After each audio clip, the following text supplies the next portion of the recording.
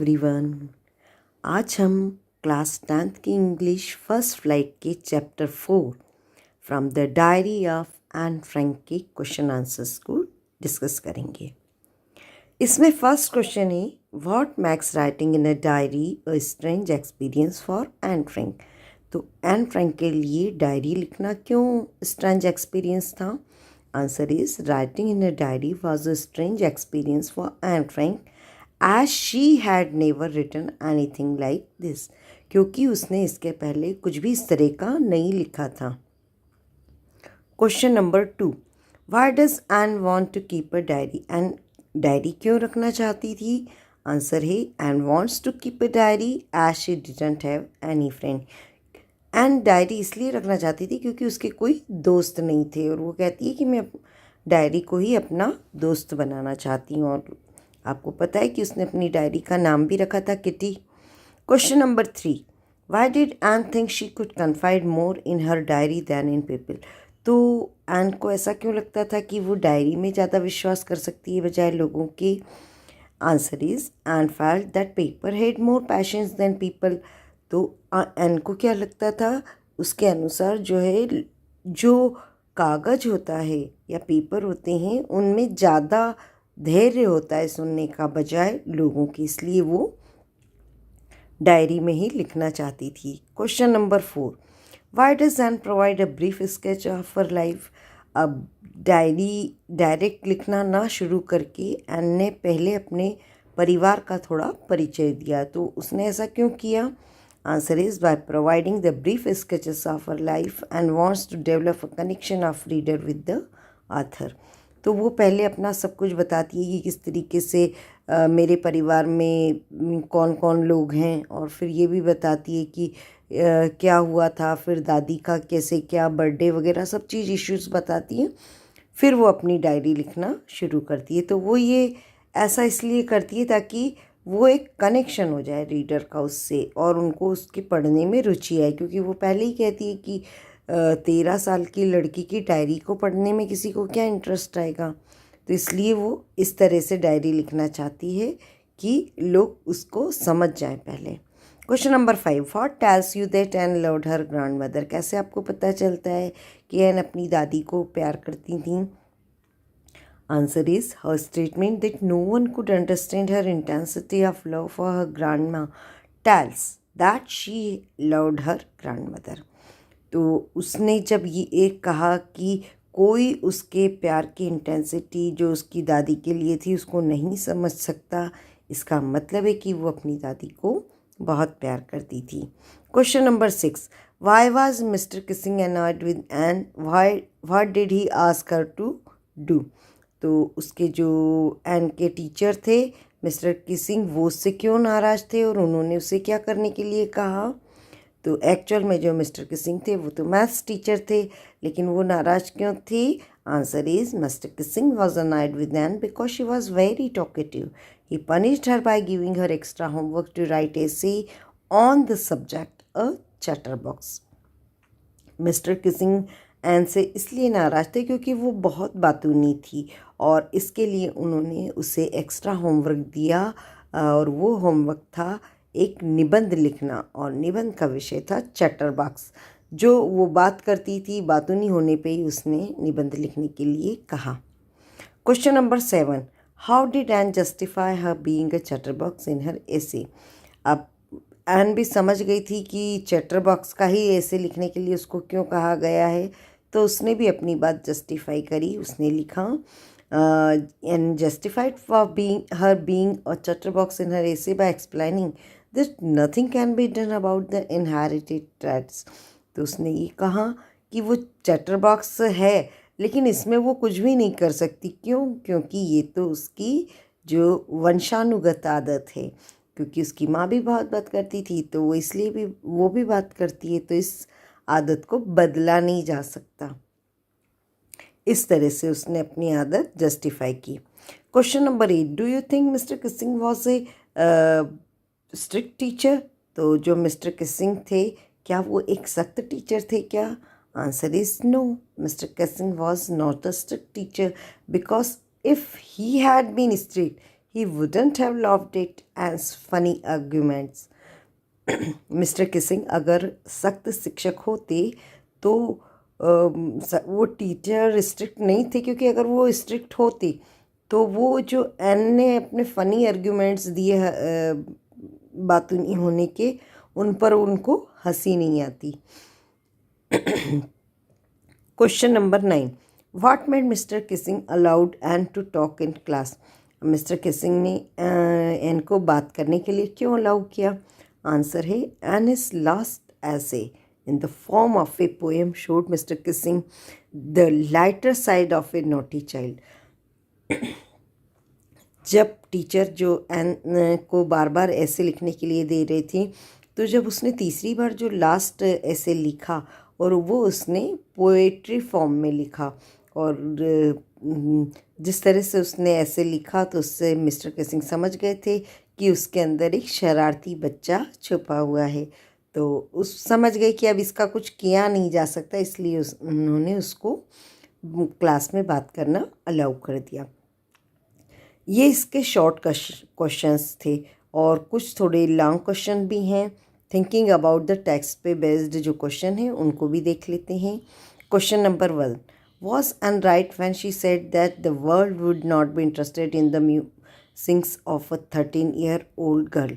क्या एन सही थी कि जब वो ये कहती कि किसी को भी 13 साल की लड़की के लिखे में कोई इंटरेस्ट नहीं आएगा? तो yes, Anne was right when she said so, because most of the people don't want to give importance to a child's perspective towards the world because they are too immature for the world.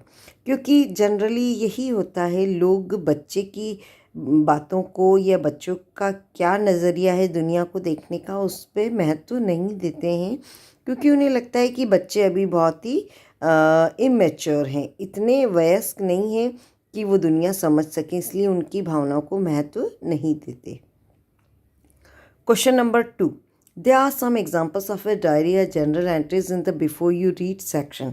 Compare these with what Anne writes in her diary. What languages was the diary originally written in what way is Anne's diary different?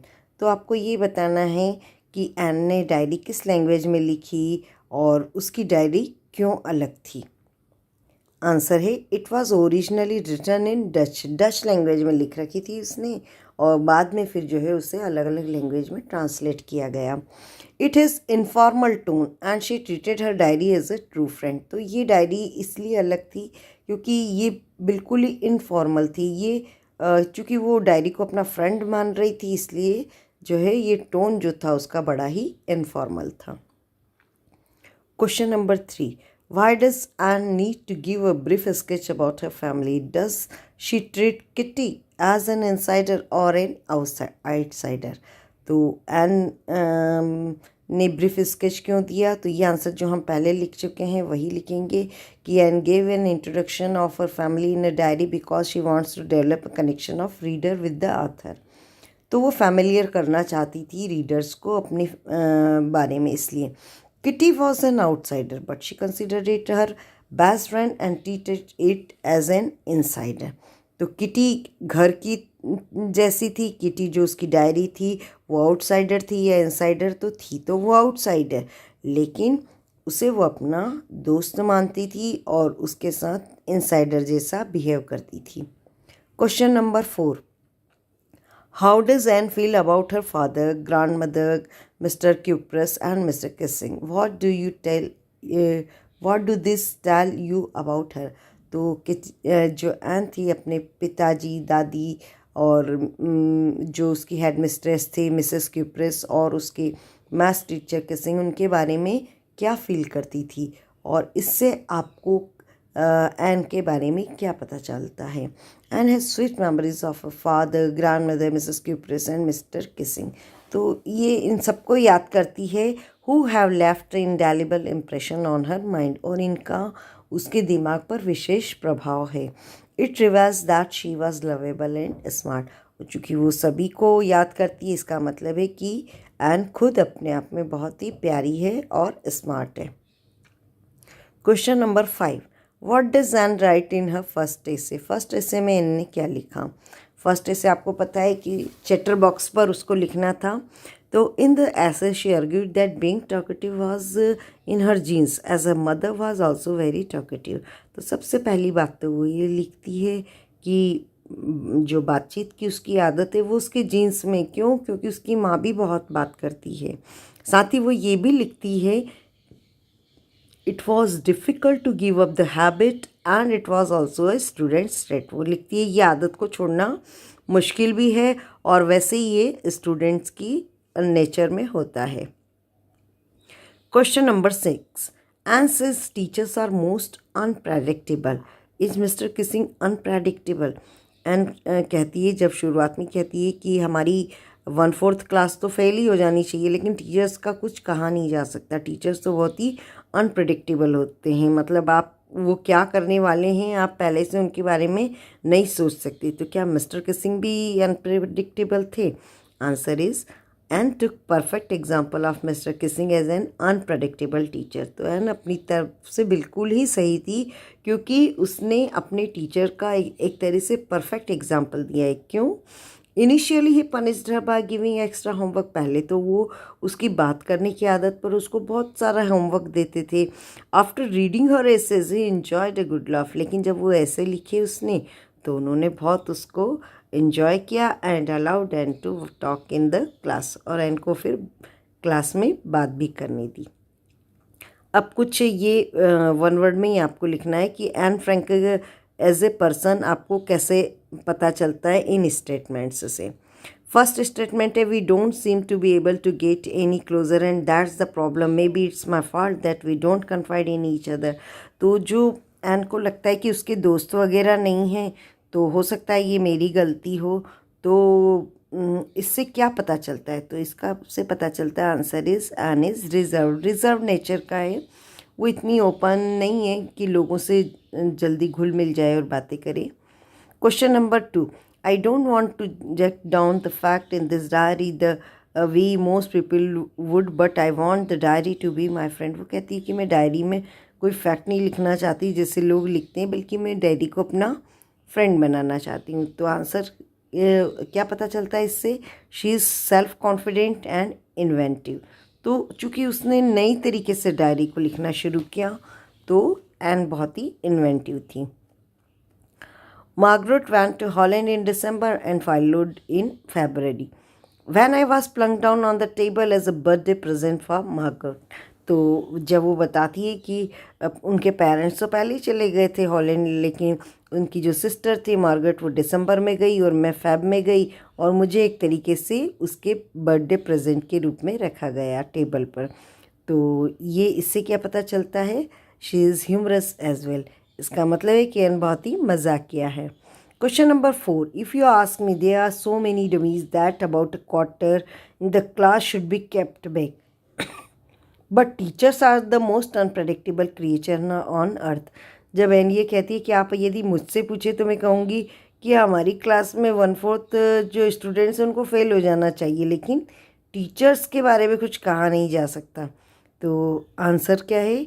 इससे पता चलता है कि N is intelligent.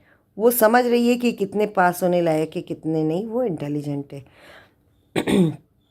और last है anyone could ramble on and leave big spaces between the words, but the trick was to come up with convincing argument to prove the necessity of talking। तो जब पहली बार उसको ऐसे लिखने के लिए दिया था तो उसने उसको जब 3-4 पेज लिखने थे तो उसने ये कहा कि ठीक है, कोई अगर और होता तो बड़े बड़े स्पेस बीच में वर्ड्स के बीच में छोड़ के, जैसे बच्चे अपना होमवर्क करते हैं कि पेज उनको लिखने के लिए दिए जाते तो वर्ड्स के बीच में स्पेस छोड़ छोड़ के ऐसे वो काम चलाओ होमवर्क कर लेते हैं। लेकिन उसका ये कहना था कि ये जो ट्रिक काम नहीं कर सकती, क्योंकि उसे प्रूव करना है कि टॉकिंग की ज़रूरत क्यों है।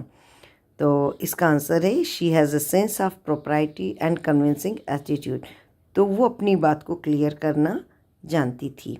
ठीक है, तो ये इस लेसन के सारे क्वेश्चन आंसर्स हैं। नेक्स्ट वीडियो में हम अगली जो पोएम है उसके क्वेश्चन आंसर्स को डिस्कस करेंगे। Okay, thank you students.